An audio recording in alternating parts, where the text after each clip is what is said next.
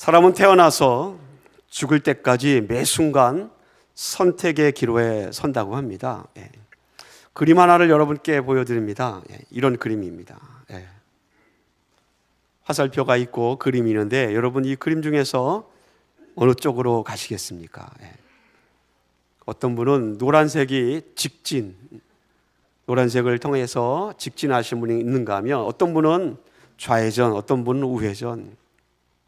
인생은 태어나서 매 순간 선택의 기로에 서게 됩니다. 생활형 선택의 기로가 있습니다. 아침을 먹으면 점심을 걱정해야 되고 점심을 먹으면 저녁에 뭘 먹을까 걱정해야 합니다. 그런가 하면 빨래를 언제 해야 할지 그것도 주부들에게는 선택의 기로라고 합니다. 마켓에 가면 얼마나 라면의 종류가 많은지 삼양라면, 농심라면, 오뚜기라면 뭘 사야 할지 그 다양한 종류의 라면 앞에서 선택의 기로에 서게 됩니다. 이러한 생활형 선택의 기로도 있습니다. 그런가 하면 청년들은 진로와 직업의 문제 앞에 생계형 선택의 기로에 서게 되기도 합니다. 그런가 하면 자녀를 다 키우면 끝날 줄 알았는데 자녀들은 부모에게 평생에 선택할 수 있는 선택의 기로에 서게 하는 존재이기도 합니다. 아이들이 무엇을 먹는가? 만날 때마다 여러분 물어보지 않습니까? 밥을 잘 먹고 있는지, 옷은 잘 입고 다니는지. 자녀들은 부모에게 늘 선택할 수 있는 많은 것을 생각하게 해주는 존재가 자녀들이기도 합니다. 은퇴를 하면 더 이상 선택한다는 것에 대해서 신경 다 접어들고 편안할 줄 알았는데 그런데 막상 은퇴하니 약속을 할 때도 선택을 해야 합니다. 운동을 할 때도 어떤 운동을 몇 시 언제 할까 선택의 기로에 서게 합니다. 병원에 갈 때도 선택을 해야 합니다. 여전히 선택의 기로가 우리에게 많이 놓여 있습니다. 그렇기 때문에 인생은 날마다 매 순간 선택의 기로에 선다라는 말이 나오지 않았나 생각이 됩니다. 크리스찬들은 어떻습니까? 우리들도 똑같이 선택의 기로에 서게 됩니다. 물론 우리들이 생각하는 그 선택의 종류는 다를 수 있습니다. 이 일이 생겼을 때에 하나님이 원하시는 것이 무엇일지, 어떤 것이 하나님의 뜻일지에 대해서 고민하게 됩니다. 우리들도 선택의 기로 앞에 수없이 서게 됩니다. 오늘 요한복음 우리가 함께 읽었던 이 본문에 등장하는 니고데모라는 사람을 통해서 그가 그의 인생 속에서 예수님과의 관계 속에서 선택했던 이야기들이 있습니다. 그 이야기를 통해서 어떤 선택을 해야 하는지 우리 말씀을 통해서 생각해 보기를 원합니다. 여러분, 니고데모라는 사람이 어떤 사람입니까? 성경의 기록을 종합해 보니까 그는 율법에 정통한 랍비였습니다. 뿐만 아니라 그런 율법을 지키는 것에 있어서는 둘째가라면 서러워할 정도로 율법을 지키기를 열심히 중요하게 생각했던 바리새인입니다. 예수님 당시에 최고의 종교기구이며 정치기구이며 그런 재판도 감당했던 유대사회의 그런 집단인 산헤드린 공회의 회원이었습니다. 오늘날로 치면 하원의원, 상원의원과 같은 사람이 바로 니고데모였다는 것입니다. 그렇기 때문에 니고데모의 위치에서 온 나라를 떠들썩하게 했던 유명한 사람, 예수님에 대한 소문을 그가 몰랐을 리 없습니다. 예수님이 하셨던 말씀이나 설교들, 예수님이 일으켰던 기적의 소문들, 당시에 많은 백성들이 예수님을 지고 열심히 따르고 있다라는 그런 사회적 분위기들을 니고데모가 충분히 알았을 것이다 라는 것입니다. 이러한 분위기 속에서 니고데모의 선택은 주님을 만나고 싶다라는 생각에서 시작됩니다. 주님을 만나고 싶다는 그 생각, 그 마음에 품은 생각에서부터 니고데모의 선택이 시작된다라는 것입니다. 간절한 니고데모로 하여금, 이 간절함이 니고데모로 하여금 행동에까지 옮겨지게 합니다. 간절한 마음을 갖고 있으면 행동으로 옮기지 않습니까? 요한복음 3장에 보면 니고데모가 예수님을 처음 만나는 장면이 기록되어 있습니다. 이 요한복음 3장에 보면 니고데모는 예수님을 보자마자 이렇게 얘기합니다. 랍비여, 난 당신이 하나님께로부터 온 선생인 줄 잘 알고 있습니다. 소문에 들었던 기적들, 하나님이 당신과 함께 하고 있는 증거입니다 라고 이 니고데모가 어떻게 보면 고백 반, 칭찬 반으로 예수님께 인사치레 말을 합니다. 여러분, 이렇게 인사치레 말을 한다면 어떻게 답하는 것이 정상적입니까? 누가 나를 칭찬하거나 그러면서 인사를 하면 아닙니다. 제가 한 게 아니죠. 아니면 감사합니다, 고맙습니다, 이렇게 답하는 것이 일상적이고 보통의 경우 아닙니까?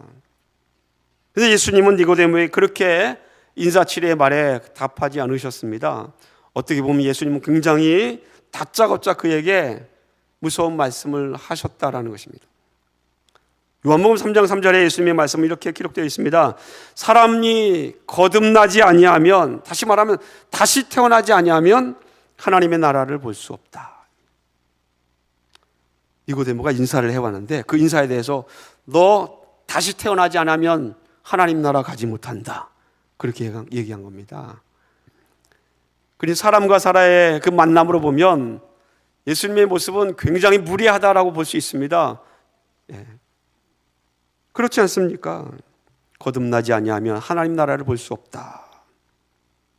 여기에서부터 니고데모와 예수님 사이에 다시 태어난다는 것, 거듭남에 대한 대화가 오고 가기 시작합니다. 예수님이 하신 말씀을 니고데모는 도통 이해할 수가 없었습니다. 물과 성령으로 거듭나야 한다, 성령에 대해서 가르쳐주고 있는데도 이해가 잘 되지 않는다라는 것입니다. 거듭남의 대화를 주고받으면서 예수님께서 니고데모에게 이 대화의 종지부를 찍는 말씀을 하십니다. 그 말씀이 요한복음 3장 15절의 말씀입니다. 이는 그를 믿는 자마다 영생을 얻게 하려 하십니다. 바로 이 예수님의 말씀에 니고데모의 첫 번째 선택의 기로가 생기게 됩니다. 니고데모의 첫 번째 선택의 기로는 예수를 믿어야 하는가 아니면 말아야 하는가에 대한 선택의 기로입니다. 이 선택의 문제입니다. 그럼 이 예수님의 그 답변 가운데 니고데모가 무엇을 선택했겠습니까? 성경은 여기에 대해서 말하고 있지 않습니다. 하지만 니고데모와 예수님과의 요한복음 3장의 이 이야기를 통해서 전통적으로 수많은 목사님들과 신학자들이 이 문제에 대해서 늘 공통적으로 해왔던 질문이 한 가지 있습니다. 그 질문이 무엇인가 하면 니고데모는 왜 하필 밤중에 예수님을 찾아와야만 했는가라는 질문입니다. 수많은 목사님들이, 수많은 신학자들이 이 문제에 대해서 밤중에 찾아온 이유를 설명하셨습니다. 혼한 대낮에도 주님을 만나려고 한다면 충분히 언제든지 만날 수 있었습니다. 니고데모는 랍비요, 바리새인이요, 산헤드린 공회원입니다. 이 정도 신분이라면 예수님을 따로 자리를 마련해서 예수님을 초청하여 만날 수도 있습니다. 그런데 니고데모는 그렇게 하지 않았습니다. 아니, 그렇게 하지 않은 것이 아니라 그렇게 못했다고 하는 것이 아마 정확한 표현일 것입니다. 밤중에 주님을 찾아왔다는 것은 예수님과 더 깊은 대화를 개인적으로 깊이 하기 위해서라고도 생각할 수 있습니다. 많은 신학자들이 설교 내용 가운데는 다르게 얘기하고 있습니다. 실상은 사람들의 시선 때문에 밤중에 찾아왔다라고 말합니다. 니고데모는 지금 정치적으로, 사회적으로, 종교적으로 명예를 갖고 있는 사람입니다. 대단한 신분의 사람입니다. 그는 부도 있습니다. 그런 사람이 저 갈릴리 촌구석에서 전직 목수였던 사람을, 그것도 이스라엘 백성에게 지금 현재 많은 이슈가 되고 있는 예수님을 만난다면 그것이 불보듯 뻔한 것은 사람들의 입에 오르락 내리락 한다는 것이 너무나 분명합니다. 뿐만 아닙니다. 예수님에 대해서 적개심을 갖고 있었던 바리새인들, 니고데모의 동료들입니다. 예수님에 대해서 좋지 않은 말을 하고 있고, 그런 바리새인들을, 자기의 동료들이 그들을 부정적으로 자극할 것이 불보듯 뻔했다라는 것입니다. 그래서 밤에 예수님을 찾았을 가능성이 제일 많다는 것입니다. 밤에 예수님을 찾는다는 것은 자기에게 혹시라도 미칠 수 있는 그런 부정적인 것, 나쁜 소문들, 자기에게 그런 닥칠 수 있는 불리함들, 그런 것들을 하나도 손해보지 않고 자기 자신을 드러내지 않고 예수님을 만날 수 있는 이점이 있기 때문에 그렇습니다. 근데 이게 정말로 이점일까요? 현재의 삶을 그대로 유지한 채 예수님과 아주 적당하게 관계를 유지할 수 있었습니다. 밤중에 찾아와서 현재의 삶을 그대로 유지한다는 것, 예수님과 적당하게 관계를 유지한다는 것, 이게 아주 의미심장하고 애매모호한 말입니다. 어떻게 보면 아주 교묘하게 자기 자신을 합리화하는 그러한 말이기도 합니다. 제가 지금 드리고 있는 말씀은 이 말이 결코 신앙적이지 않은 말이다라는 것입니다. 밤중에 찾아온 니고데모의 의도가 그다지 신앙적이지 않다라는 것입니다. 여러분, 니고데모가 갖고 있는 현재의 삶이 무엇입니까? 그는 현재 누리고 있는 것들이 많았습니다. 종교적으로, 정치적으로, 사회적으로 사람들의 존경을 받았습니다. 명예를 갖고 있습니다. 공예의 공예원이라는 신분을 갖고 있습니다. 그가 누리고 있는 현재의 모든 것들입니다. 그런데 밤중에 아무도 모르게 예수님을 찾아오므로 자기가 누리고 있었던 현재의 삶에 어떤 것도 불이익을 주지 않고 하나도 잃지 않을 수 있었다라는 것입니다. 내가 누리고 있는 거 다 누리면서 밤중에 찾아와 예수님을 만나니까 손해볼 일이 없다라는 것입니다. 어쩌면 니고데모는 아주 적당하게 예수님을 만나고 적당하게 예수님의 해명을 들으면서 설명을 들으면서 자극받기를 원했는지도 모릅니다. 나의 삶을 180도 바꾸는 것은 완전한 변화 아닙니까? 근데 조금 변하는 것, 적당한 정도의 변화는 오히려 나의 삶에 자극을 주기 때문에 생활의 활력소가 될 수 있습니다. 어쩌면 니고데모가 그것을 원했는지 모릅니다. 하지만 이런 니고데모의 생각을 예수님이 모르실 리 없습니다. 니고데모는 약간만 수리하고 손질하면 괜찮겠지라고 생각했는데 예수님은 니고데모에게 던진 질문은 완전히 뜯어고치고 수리하라라고 말씀하신 것입니다. 밤에 찾아가서 자기의 궁금증에 대해 약간만 질문하고 적당하게 답을 얻으면 그만이라고 생각했는데 예수님은 니고데모에게 선택의 기로에서 고민하게 하셨다라는 것입니다. 예수님의 관심은 니고데모가 지금 열심히 살아왔던 것, 그가 얼마나 종교생활을 잘해왔는지, 얼마나 율법을 잘 지켜왔는지 그런 것에 예수님은 전혀 관심이 없습니다. 예수님이 요청하신 그 질문은, 예수님의 관심은 진정 너희가 하나님 나라를 보기 원한다면, 거듭나기를 원한다면 지금 내 눈앞에 있는 예수 그리스도, 나 예수 그리스도가 누구인가, 나를 믿는가 선택하라는 것입니다. 그것이 15절의 말씀입니다. 나를 믿는 자는 영생을 얻으리라. 이것을 내가 믿느냐? 질문했던 니고데모에게 믿음의 문제를 합니다. 지식적인 삶을 원했던 니고데모에게 예수님은 구원의 문제로 도전하셨다라는 것입니다. 나를 믿는 자는 영생을 얻으리라. 내가 믿느냐? 니고데모에게 요구한 예수님의 관심은 나를 믿고 따를 것인가, 아니면 그냥 적당하게 호기심을 풀고 나서 그냥 네가 누려왔던 현재의 삶을 계속 누릴 것인가, 이 둘 중에 하나를 선택하라는 예수님의 질문입니다. 과연 니고데모가 예수님의 그 질문을 듣고 나서 무엇을 선택했겠습니까? 그냥 말로만 이렇쿵저렇쿵 믿음의 문제를 얘기하면서 말로만 하고는 그냥 과거 현재의 모습으로 그냥 돌아갔겠습니까? 아니면 진정으로 변화되어서 예수님을 따랐겠습니까? 성경 여기에 대해서 아무런 언급이 없습니다. 이것이 니고데모의 예수님과의 첫 번째 만나며 그의 첫 번째 선택입니다. 니고데모가 예수님을 만난 두 번째 기록은 요한복음 7장에 등장합니다. 예수님께서 유대사에 많이 알려져서 예수님에 대한 소문들이 많이 퍼졌습니다. 그와 동시에 예수님을 적대하는 세력들이 예수님을 질투하였고요, 예수님을 죽이려고 계획을 세웠습니다. 그래서 바리새인들이 예수님을 잡아다가 공회 앞에 세워서 죽이려고 예수님을 잡아올 사람들을 예수님께 보냈습니다. 근데 예수님을 잡으러 갔던 사람들이 요한복음 7장에 가면 그냥 갔다가 그냥 빈손으로 돌아옵니다. 그들이 하는 말이 요한복음 7장에 기록되기를 예수라는 사람은 지금까지 우리가 만났던 사람 선지자들과는 무언가 달라서 잡을 수가 없었습니다. 그렇게 대답합니다. 그랬더니 바리새인들이 화가 치밀어 올랐습니다. 요한복음 7장 47절로 49절에 보면 바리새인들이 그들에게 이렇게 얘기합니다. 너희들 단단히 미혹되구나, 미쳤구나 라는 뜻입니다. 너희는 미쳤구나. 우리들 보아라, 관리나 바리새인들 가운데 예수 믿는 사람이 있느냐? 없지 않느냐? 예수님을 따르는 자들, 그들은 율법을 알지 못한다. 예수님과 예수를 따르는 자들은 저주를 받을 것이다. 그렇게 바리새인들이 저주를 퍼붓습니다. 그랬더니 이 흥분한 바리새인들 앞에 한 명의 사람이 아주 용기 있게 등장합니다. 그 사람이 누굽니까? 그 사람이 니고데모입니다.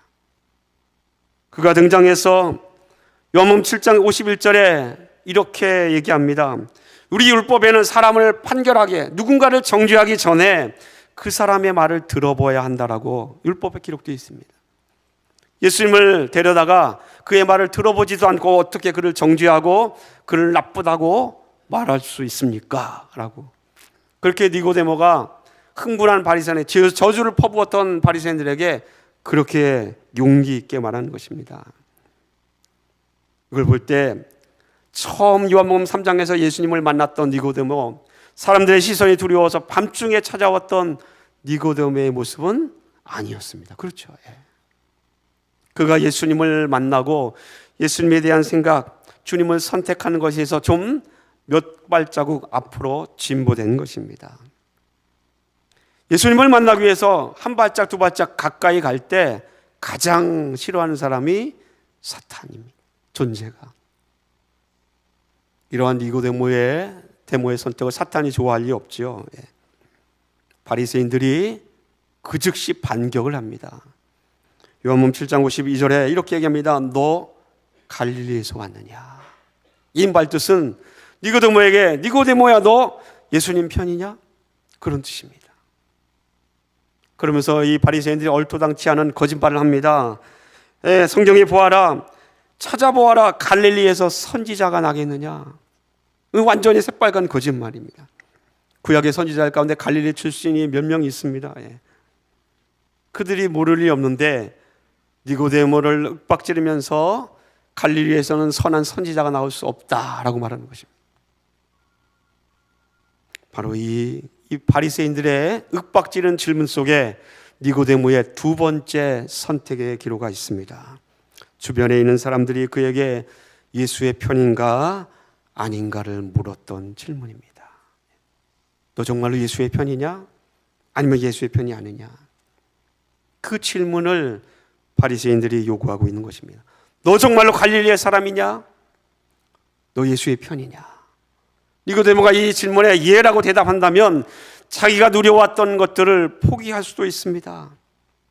자기가 누려왔던 그런 신분의 이익들, 기득권을 내려놓아야 할지도 모른다는 것입니다. 세상도 우리에게 똑같은 질문을 종종 합니다. 어떤 질문입니까? 너 정말 기독교인이었어? 당신이 정말로 교인이었어?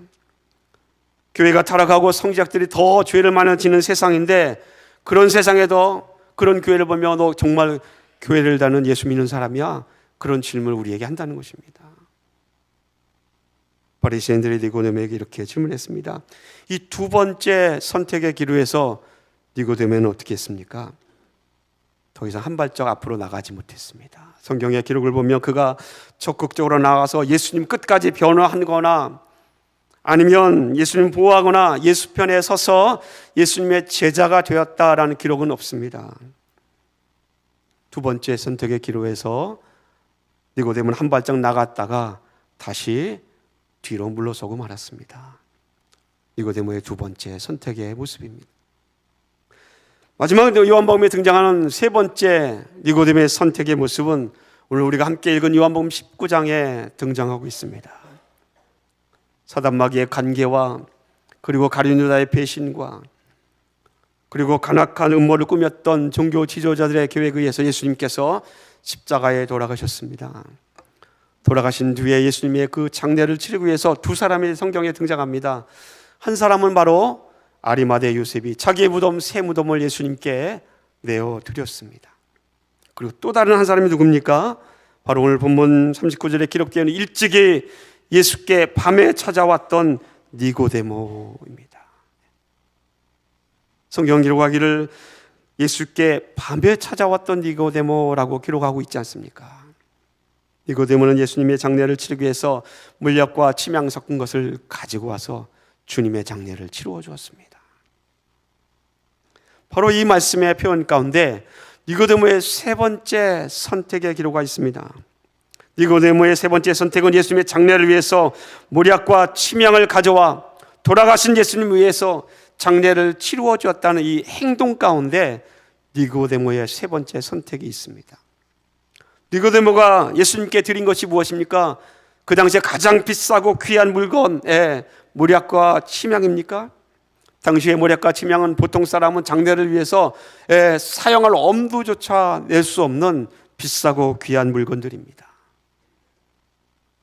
니고데모가 예수님 위해서 드린 것이 무엇입니까? 몰약과 침향? 가치로 보면 그럴 수 있습니다. 근데 정말로 중요한 것은 니고데모가 지금 이 행동을 통해서 자신을 드러내었다는 것. 그것이 니고데모의 가장 주님 위해서 주님을 선택하는 가장 어렵고도 힘든 길을 선택한 것입니다. 나를 드러낸 것. 예수님이 장례를 치르고 무덤에 묻히셨을 때에 바리새인들과 당시의 관원들이 예수님이 어디에 묻히는지, 누가 예수님과 함께 하는지 일거수일투족을 감시했습니다. 군병까지 두어서 감시하지 않습니까? 그렇다면 바리새인과 당시의 종교 지도자들이 누가 예수님에게 무덤을 내어드리고 누가 예수님의 장례를 치러주는지 모를 리 없다는 것입니다. 예전은 자신을 드러내기에 두려워했던 니고데모가 이 행동을 통하여서 어떻게 합니까? 자신을 드러냅니다. 놀랍지 않습니까? 자신을 드러냅니다. 서슴지 않고 드러냈습니다. 이 행동이 무엇을 말하고 있습니까? 난 예수님을 따른다. 십자가 사건을 보았던 니고데모가 나는 예수님의 제자다라고 그 행동을 통하여서 세상에, 유대 사회에 선언한 것과 같다는 것입니다. 심지어는 예수님의 제자들조차도 예수님을 배반하고 떠나는데 예수님을 따르던 사람들도 주님을 두려워하여서 주님의 십자가 사건 전에 떠났는데 오히려 니고데모는 물러서 있던 니고데모는 한 발 앞으로 나와서 예수님의 장례를 치르며 지면서 떳떳하게 자신을 드러내었다라는 것입니다. 예수님께서 십자가 사건 이후에 드디어 니고데모가 예수님을 확실하게 선택한 성경적 표현입니다. 더 이상 밤중에 몰래 찾아왔던 니고데모의 모습이 아니었습니다. 사람들이 윽박지를 때에 뒤로 물러서면서 주춤주춤했던 그런 니고데모의 모습이 아니었다는 것입니다. 자신을 드러내었다는 것은 앞으로 내게 불이익이 있어도 감수하리라. 바리새인들이 나를 뭐라 해도 그냥 견뎌내리라. 내가 산에 들인 공예의 자격을 잃어버려도 괜찮겠다. 그 결심이 그가 보여준 행동 속에 다 담겨 있습니다. 사랑하는 성도 여러분, 예수 그리스도를 선택한다는 것, 그것은 무엇입니까? 니고데모는 그의 모습을 통해 요한복음에 기록한 세 가지의 모습들을 통하여 정말로 니고데모가 점점 주님 앞에 가까이 가고 있음을 우리가 볼 수 있습니다. 니고데모는 예수님을 선택하고 주의 길을 따른 사람이 됩니다. 초대교회에 전해진 전승에 의하면 니고데모가 순교했다라고 전하고 있습니다. 여러분, 주님을 선택한다는 것이 무엇입니까? 성경은 기록하기를 예수님을 선택하는 길은 좁은 길이라고 말씀하고 있습니다. 마태복음 7장 13절과 14절 말씀을 이렇게 기록하고 있습니다. 좁은 문으로 들어가라. 멸망으로 인도하는 문은 크고 길이 넓어 그리로 들어가는 자가 많고, 생명으로 인도하는 문은 좁고 길이 협착하여 찾는 자가 적음이라. 우리 이 말씀에서 좁은 문이 예수 그리스도라는 것을 너무나 잘 알고 있지 않습니까? 예수님을 따른다는 것은 좁은 문으로 들어가는 것입니다. 마가는 표현하기를 마가복음 8장 34절 말씀에 무리와 제자들을 불러 이르시되 누구든지 나를 따라오려거든 자기를 부인하고 자기 십자가를 지고 나를 따르라 라고 말씀하였습니다. 예수님을 선택한다는 것은 좁은 길로 들어가는 것이요, 좁은 문을 선택하는 것이요, 주님을 따른다는 것은 자기를 부인하고 십자가를 지는 것입니다. 믿고 따르는 것은 단순히 머리로 알고 생각으로 안다고 알고 고개를 끄덕이는 것이 아니라, 믿고 따른다는 것은 생각의 수준을 뛰어넘어서 행동에까지 이루어져야 주님을 믿고 따르는 것입니다. 고개만 끄덕이는 것이 아니라 입으로 신뢰해야 되고요, 여러분의 손발이 움직여져야 합니다. 믿음의 대상을 실제로 따라야 하는 것입니다. 예수님을 선택할 때 지금까지 내가 누려왔던 나의 삶의 모든 것들이 송두리째 뽑힐 수도 있고요, 흔들릴 수도 있습니다. 예수님을 따르는 것을 선택할 때에 내게 있어서 무언가 잃어버리는 것이 생길 수도 있습니다. 예수님을 따르는 것을 선택할 때에 뭔가 포기해야 할 것도 생길 수 있습니다. 그것이 주님을 따르는 십자가의 길을 따르는 성도의 선택입니다. 어쩌면 우리는 예수님을 따른다는 것, 예수님을 선택한다는 것을 너무 쉽게 생각하는 경향이 우리에게 있지 않는가라는 생각이 듭니다. 우리는 십자가라는 얘기를 할 때 십자가 앞에 사랑이니 은혜니 축복이니 소망이니 긍휼이니 자비니 이러한 것들을 단어를 붙입니다. 그래서 십자가를 아주 매력적이고 편안하고 그리고 좋은 것으로 과대 표장하는 경향이 있다는 것입니다. 여러분, 그러나 사실 십자가를 진다는 것은 무엇입니까? 예수님에게는 선혈이 낭자하고 피가 철철철 흐르는 그런 아픔과 고통이었습니다. 그리고 그 아픔과 고통을 뛰어넘어서 죽음의 길을 맞이하는 것이 십자가였습니다. 고통이 있고 아픔이 있는 것 십자가였는데 우리는 그 앞에 사랑과 은혜와 긍휼과 자비나 평강, 소망 이런 것들로 다 포장해서 십자가 갖고 있는 그러한 본래의 의미를 어쩌면 퇴색시켜버리지 않았나라는 생각입니다. 십자가를 진다는 것, 예수님께서 그 십자가를 짐으로 그 후에 고통 후에 부활을 맞이했습니다.